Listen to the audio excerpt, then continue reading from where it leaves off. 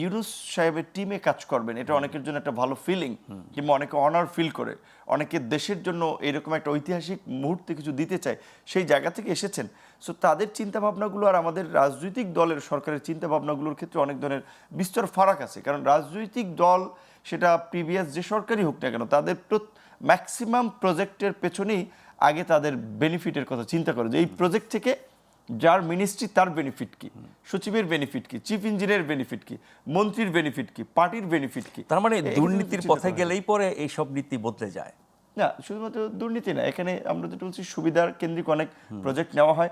So এখন নতুন একটা সরকার আসবে, সে পুরনো পলিসিটা ভালো হলেও চিন্তা করতে পারে নতুনভাবে নিলে আবার তার কিছু আপনার এখান থেকে একটা সুবিধা নেওয়ার রাস্তা তৈরি হবে। যেটা তুষার ভাই বলছিলেন যে আগের সরকার রোড শো করেছে, আমরা দুবাইতে দেখলাম, আমেরিকাতে দেখলাম, অনেক জায়গায় দেখলাম। তো এই রোড শো করে কত টাকা যে পাচার করেছে তার তো কিছুটা শিবলি রুবাইতুল ইসলামের নামে আমরা ওসিডিআর থেকে একটা সংবাদে দেখেছি। তো সেই জায়গা থেকে অন্তত এই সরকারের যে ইনিশিয়েটিভটা, সেটা অত্যন্ত ভালো।